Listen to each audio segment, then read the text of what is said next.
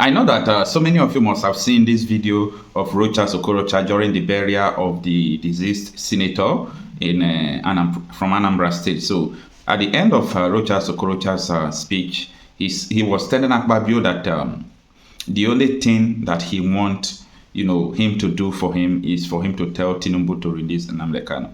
And a lot of people will find the video so funny. You understand that? No, it's just a normal thing.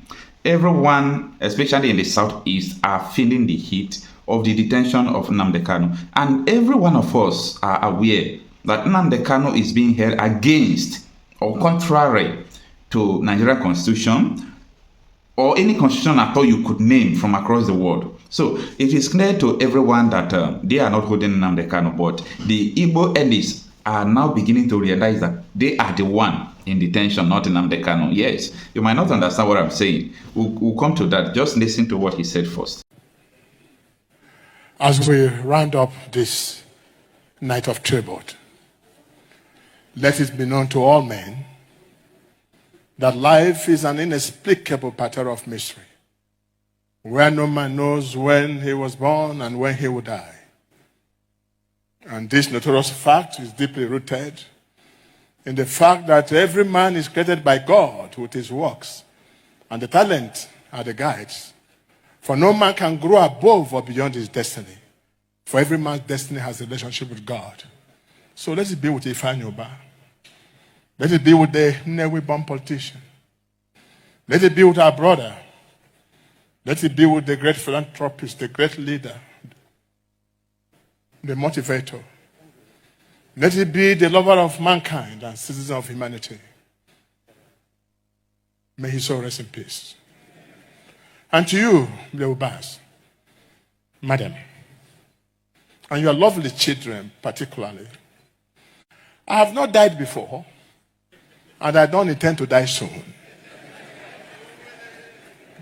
But let me say something, that I do know that the Ikemba Ojukus, the Kwemes, and these great leaders of note who have left us, since the spirit never dies, I'm sure, they're having meetings somewhere.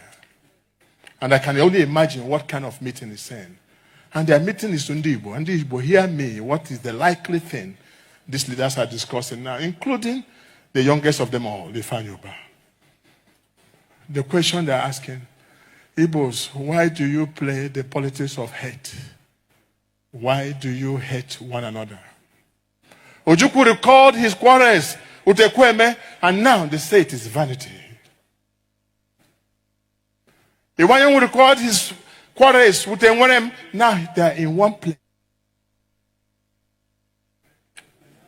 And so, they are asking Igbos, may you embrace peace. Another thing that happened that is common with this great man is that before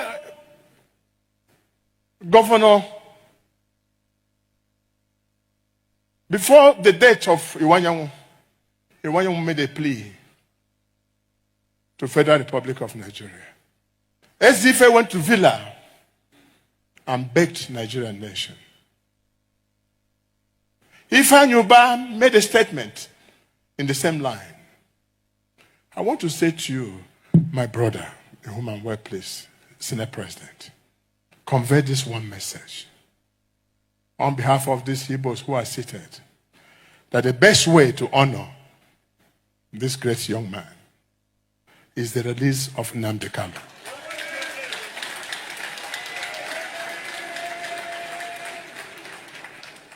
So that the Igbos can go home and reorganize their place. And I know you, Senator Akpabio, that even if you don't want to do it, send this message. For the sake of your wife, who is our daughter, send this message and get us a result. Or else, your wife is not too far from taking back home. Your Excellency, Mr. President, we are particularly happy that you are always coming to associate yourself with things like this. Nigeria still remains very grateful. Thank you, and God bless all of you. My people, my people.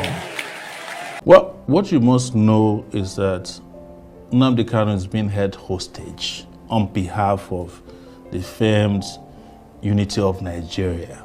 That's what it's all about. It's as simple as that. If you mention his name in certain circles, they don't want to hear it because they feel like he threatens the real estate called Nigeria.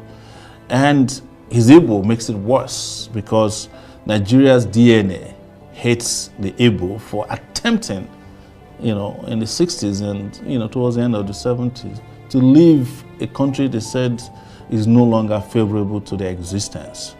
But I keep saying, and I will repeat here again, is there any Nigerian out there in their majority who has not mentally seceded from Nigeria? Not many. That's why people are living in droves. Each time you get on a plane leaving this country is full, each time it's coming back, probably full too, but it is those who are coming back to pack their things that are coming back. That's the way I describe it.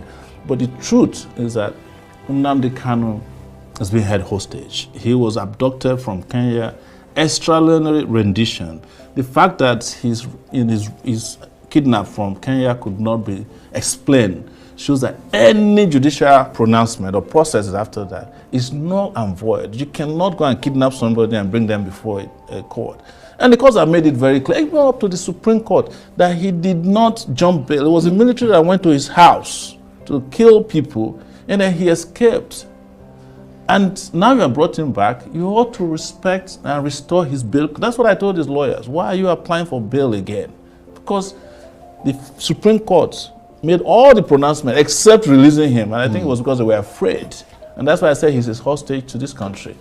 And like you rightly said, there are other people who have made even more egregious pronouncements and fought and carried arms in this country. And you have not treated them the same way because they're not Nnamdi Kanu's, their name don't sound East. And I'm not here to fetish being able. But the reality is that they are not treated fairly. And Nnamdi Kanu is part of the reason why that is clear to everybody. Right. And by the way, I must also reveal here that there are some Igbo elites who are behind this. Whenever there's a crime of conspiracy against freedom fighters, there are people inside and outside who are working together. You see, anybody that lacks any sense of consciousness would ignore social movements. That is the problem with Nigerian leadership. You cannot have a country in which there are 251 tribes or languages, and one big section says, we are not satisfied with here. And you don't talk to them, you don't understand them. Then you are not a leader of that country. The reason I met him was to understand first what his struggle was about, which I knew already. And secondly, to also advise him on the way that I think we could all work together.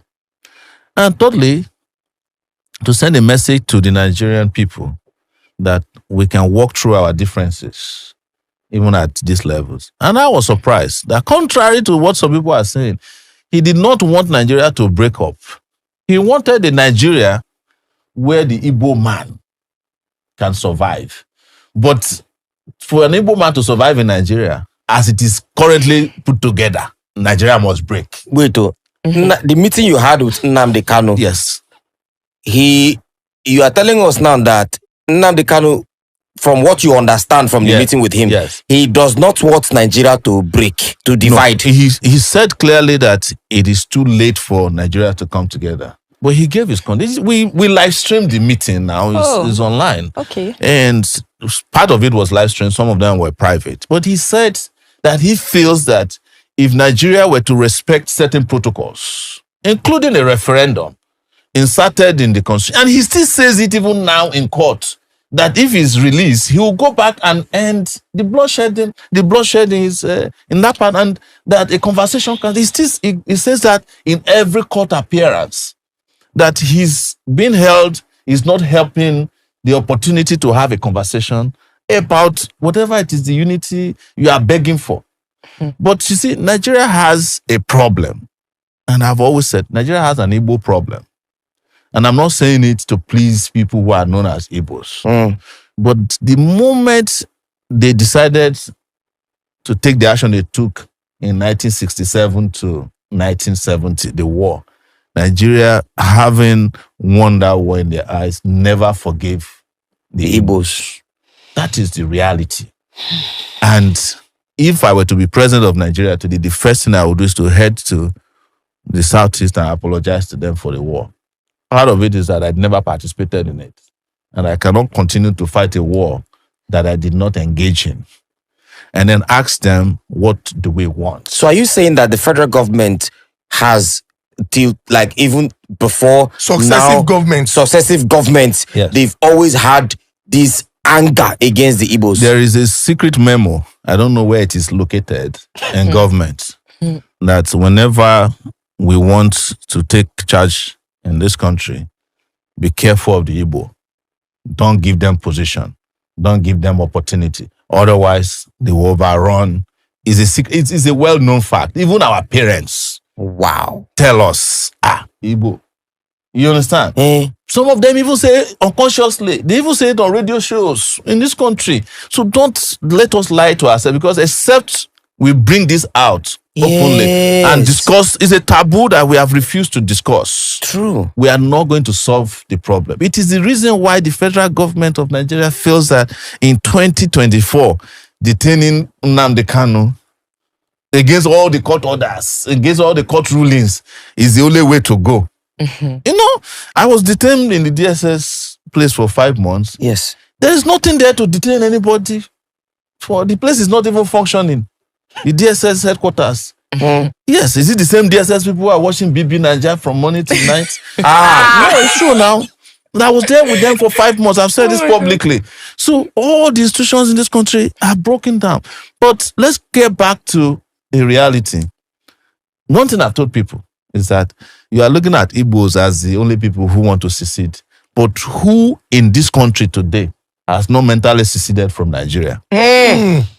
Mentally seceded. Who has not left? Except those who are trapped. If anybody in this country is working in a bank and he has 10 million naira and somebody say you can get into Canada, he will leave the next day. I swear. Is that not secession? What of secession is that you leave a country, you say to that country goodbye, and not do it you again. get to the other country, you bow down, you touch the soil. Anything they say, you go do it. And then you renounce your citizenship of the country you are coming from. Is that not what they call secession? So if you want to look at the number of people that have seceded in that Japa syndrome, there are more than all the Igbos combined together who are asking to leave.